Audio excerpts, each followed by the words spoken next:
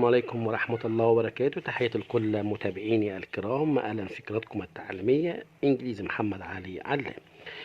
النهاردة طبعا إن شاء الله هناخد حاجة جديدة كما عودت حضراتكم على معلومات جديدة متعلقة باللغة الإنجليزية. هناخد النهاردة بالنسبة درس بعنوان Kinds of Fruits،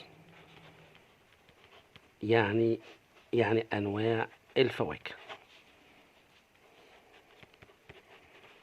لو شفنا أنواع الفواكه مثلا هنبدأ بالفيج. كلمة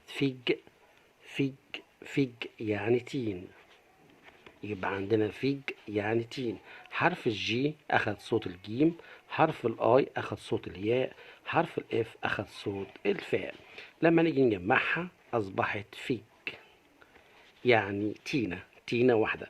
طبعا لو عايز أجمع بجمع بحرف الإس تبقى فيكس، عشان طبعا ده جمع عادي، ده جمع ريجلر يعني منتظم.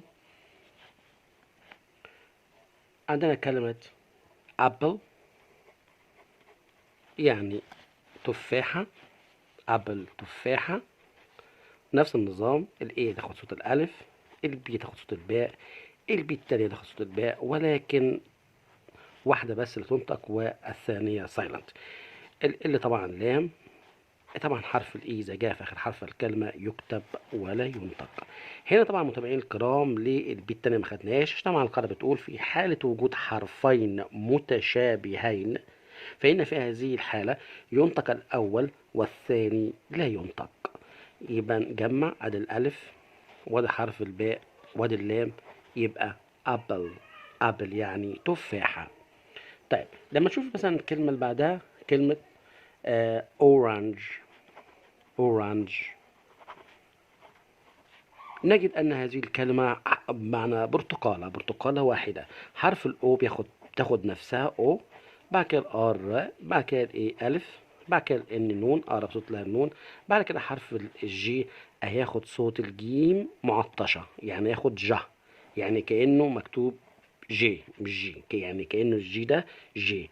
طبعا حرف الإي طبعا سايلنت، إذا جاء في آخر حرف الكلمة يكتب ولا ينطق.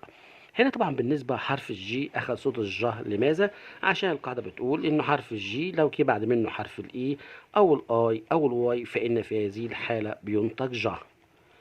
مع الاستبعاد نستبعد طبعا هذه الكلمات كما في المثال كلمة تايجر، ما أقولش تايجر.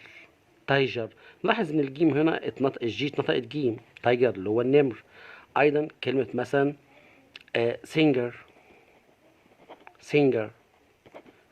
يعني مغني، ما يجيش اقول سينجر. بالرغم ان حرف الجي جه بعده حرف الاي، وحرف الاي من ضمن الثلاث حروف، لكن دايما بقول يا جماعه لكل قاعده شواذ. يبقى هنا في هذه الحاله سينجر يعني المغني، بينما سنجل وحدها يعني لو حذفت الاي ار اصبحت سنجل وحدها، عندي في اي ار اصبحت سنجل اللي هو المغني. اترككم في حفظ الله متابعينا الكرام. جود باي and I will see you again later.